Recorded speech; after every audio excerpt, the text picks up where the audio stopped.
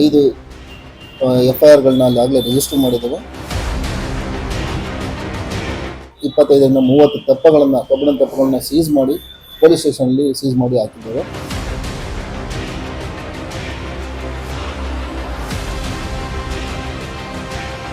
ಹಾವೇರಿ ಜಿಲ್ಲೆಯಲ್ಲಿ ನಡೆಯುತ್ತಿರುವ ಅಕ್ರಮ ಮರಳು ದಂಧೆ ಕುರಿತು ಸುದ್ದಿ ಪ್ರಸಾರವಾದ ಬೆನ್ನಲ್ಲೇ ಭೂ ಮತ್ತು ಗಣಿ ಇಲಾಖೆ ಅಧಿಕಾರಿಗಳು ಅಕ್ರಮ ಮರಳುಗಾರಿಕೆ ನಡೆಸುತ್ತಿರೋ ದಂಧೆಕೋರರಿಗೆ ಬಿಸಿ ಮುಟ್ಟಿಸುವುದರ ಜೊತೆಗೆ ಖಡಕ್ ಎಚ್ಚರಿಕೆಯನ್ನ ಭೂ ಮತ್ತು ಗಣಿ ಇಲಾಖೆಯ ಹಿರಿಯ ಅಧಿಕಾರಿ PS ನವೀನ್ ನೀಡಿದ್ದಾರೆ.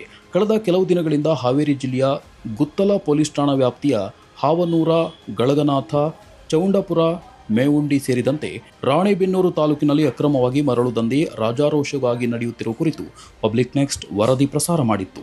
ಈ ಅಕ್ರಮದಲ್ಲಿ ಪೊಲೀಸ್ ಇಲಾಖೆ ಕೂಡ ಸಾಥ್ ನೀಡಿದೆ ಎಂಬುದಕ್ಕೆ ಪೊಲೀಸ್ ಠಾಣೆಯ ಮುಂದೆಯೇ ರಾಜಾರೋಷವಾಗಿ ಅಕ್ರಮ ಮರಳು ಲಾರಿಗಳ ಓಡಾಟ ಕಂಡುಬಂದ ದೃಶ್ಯಗಳೇ ಸಾಕ್ಷಿಯಾಗಿದ್ದವು. ಹಾವೇರಿ ಜಿಲ್ಲೆಯಲ್ಲಿ ಹಾದು ಹೋಗಿರುವ ತುಂಗಭದ್ರಾ ನದಿಯ ದಂಡೆಯಲ್ಲಿರುವ ಗ್ರಾಮದ ಕೆಲವು ಜನ ತುಂಗಿಯ ಒಡಲನ್ನ ಬಗೆದು ಅದರಲ್ಲಿನ ಮರಳನ್ನ ಹೊರತೆಗೆದು ಮರಳು ಮಾರಾಟ ದಂಧೆಯನ್ನು ನಡೆಸುತ್ತಿರುವುದು ಕಂಡುಬಂದಿದೆ. ಇದಕ್ಕೆ ಪೂರಕವಾಗಿ ಖಾದಿ ಹಾಗೂ ಖಾಕಿ ಕೂಡ ಸಾಥ್ ನೀಡಿರೋದು ಕೂಡ ಸುಳ್ಳಲ್ಲ. ಈ ಕುರಿತು ಪಬ್ಲಿಕ್ ನೆಕ್ಸ್ಟ್ನಲ್ಲಿ ಸುದ್ದಿ ಪ್ರಸಾರವಾದ ಕೂಡಲೇ ಪೊಲೀಸ್ ಠಾಣೆಯ ಮುಂದೆ ಅಕ್ರಮವಾಗಿ ಓಡಾಡುತ್ತಿದ್ದ ಒಂದೇ ಒಂದು ಗಾಡಿಯನ್ನ ಪೊಲೀಸರು ಹಿಡಿದಿಲ್ಲ.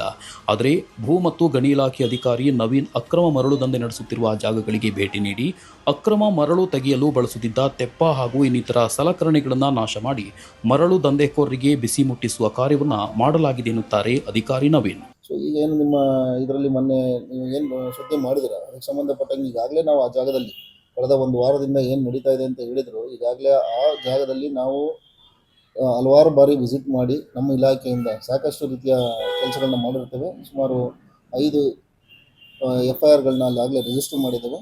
25ರಿಂದ 30 ಕಬ್ಬಿಣದ ತೆಪ್ಪಗಳನ್ನ ಸೀಸ್ ಮಾಡಿ ಪೊಲೀಸ್ ಸ್ಟೇಷನಲ್ಲಿ ಸೀಸ್ ಮಾಡಿ ಹಾಕಿದ್ದೇವೆ.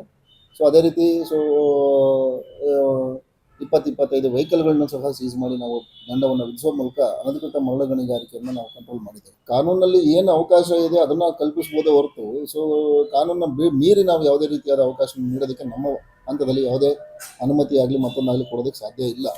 ಓಕೆ, ಸೊ ಅದಕ್ಕೆ ನಿಯಮಾನುಸಾರ ನಾವು ಏನು ಮರಳು ಗಣಿಗಾರಿಕೆಗೆ ಅನುಮತಿ ಕೊಡಬೇಕು ಅದೇ ರೀತಿ ನಾವು ಮಾಡಬೇಕಾಗ್ತದೆ. ಸೊ ಆ ಒಂದು ನಿಟ್ಟಿನಲ್ಲಿ ನಾವು ಸಾಕಷ್ಟು ಮುಂಜಾಗ್ರತಾ ಕ್ರಮಗಳನ್ನು ನಾವು ವಹಿಸಿದ್ದೇವೆ. ಸದ್ಯ ಹಾವೇರಿ ಜಿಲ್ಲೆಯಲ್ಲಿ ನಡೆಯುತ್ತಿರುವ ಅಕ್ರಮ ಮರಳು ದಂಧೆಗೆ ಕಡಿವಾಣ ಹಾಕುವಲ್ಲಿ ಭೂ ಮತ್ತು ಗಣಿ ಇಲಾಖೆ ಯಾವುದೇ ಒತ್ತಡಕ್ಕೆ ಮಣಿಯದೆ ಕೆಲಸ ಮಾಡುತ್ತದೆ. ಇದಕ್ಕೆ ಸಾರ್ವಜನಿಕರು ಕೂಡ ಕೈಜೋಡಿಸಿ ಹಾವೇರಿ ಜಿಲ್ಲೆಯಲ್ಲಿ ನಡೆಯುತ್ತಿರುವ ಅಕ್ರಮ ಮರಳು ದಂಧೆ ಕುರಿತು ಮಾಹಿತಿ ನೀಡಿ ಅಂತ ಮನವಿ ಮಾಡಿದ್ದಾರೆ. Vinay Reddy, public next.